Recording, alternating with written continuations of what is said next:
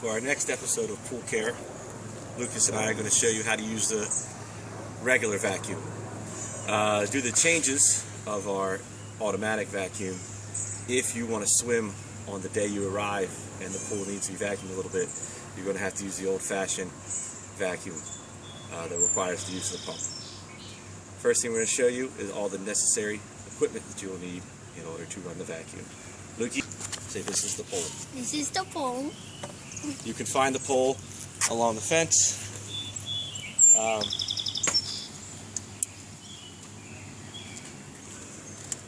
Second thing that you need, you can put the pole down, Luke.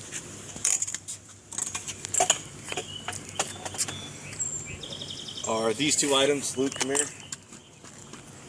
One is the vacuum hose. Luke, you pick up the vacuum hose. That would not be the head. Pick up the vacuum hose. Oh, yeah.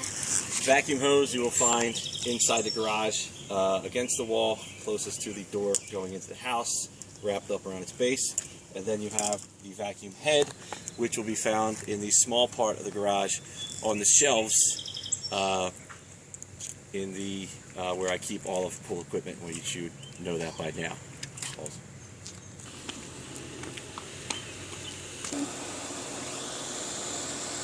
First thing I'm going to show you is how the handles should be set up when you arrive.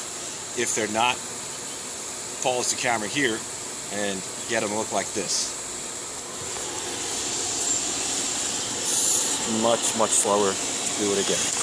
These are for the skimmers, meaning the two sides of the pool there should be open for both. The main drain should be open. The spa drain should be closed, but there should all be water coming from these three ports into the main engine there. On the other side of the pool, the water should be coming out both. The pool return should be open, and the spa jets should be open as well. To make the necessary change to have the vacuum work at its best, we're going to show you how you move the handles. Luke, go ahead and turn the pool off. First thing you always do is go to the power switch and turn the pool off.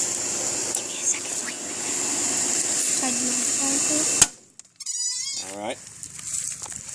And then you need to make two adjustments. One, you're going to close off the main drain. These little tabs, they twist to unlock and lock the levers. And then skimmer 1, even though it's on this side, is to the shallow end. And so what we're going to do is we're going to close off skimmer 2. This will mean that all the suction of the pool will be coming out of the shallow end, and that'll make the vacuum cleaner work best. If there's more dirt in the deep end, you can always close off skimmer 1 and have skimmer 2 be the open pipe so that you get the best suction from there. Keep the pool off until you get set up with the vacuum over on the other side. Right, turn it on. Yeah.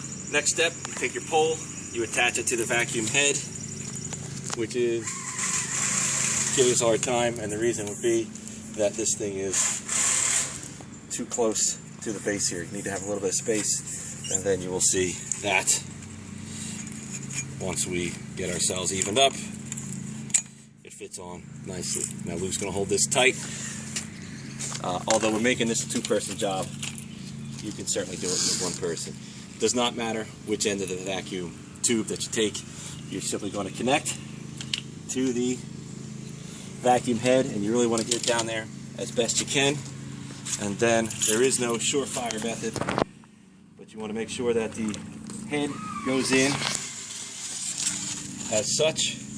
What I like to do then is I like to put the pole between my legs, and you just will start to feed it into the pool, and you will see that as the water enters the tube, that sometimes the vacuum head is going to actually go.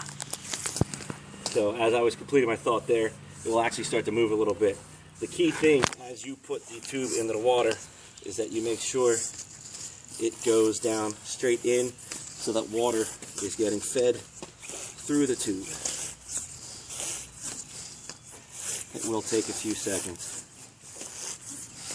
And you'll know you're doing it right if it starts to sit on the bottom like it is. And as you get towards the end, you should hear the water actually moving through the tube And as you can see, if you're doing it correctly, it will actually spill out of the tube. And then at that point, you're going over back to the filter, and it always goes in to the second filter. And you only gotta do it fast. Go. Then the last thing you're going to do is turn the pool on, and when you vacuum in a nice, slow, back and forth motion. It's and going the a little vacuum will fast. pretty much get everything and take it right to the filter. Luke, you're going too fast. And that is it. Luke, go. Make sure that when you're done vacuuming, that the first thing you do is that you turn the pool off again, so that nothing is running while you do this and get it out. To get the pool vacuum out, it is as simple as pulling it out, taking the head off, and then what I like to do so I don't lose any water is I like to do it like this, so that as the water empties the vacuum out of the vacuum tube, it goes back into the skimmer.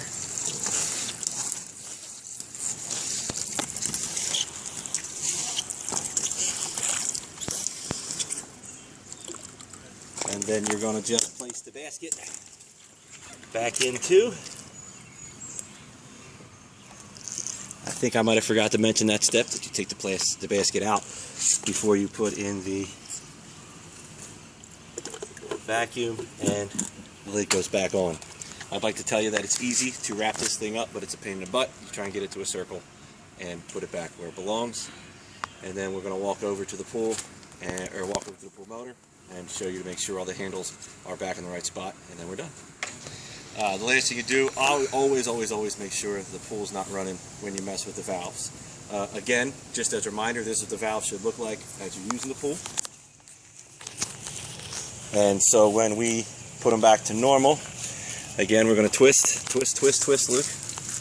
This way? Yep, that's good. And then turn the handle here. Ah! Like, turn it all the way. There you go. That's just right there. Ow. And then tighten it back up. And then twist this one. Twist, Luke. Oh, my fingers. And turn like that. And tighten it up, Lukey. This way? Yep. And then you walk over to the orange switch and you turn the pool back on. Ready? Yeah. Come on, switch. Oh my god. Oh, yeah. Always important to turn it the right way. And that is it. For good.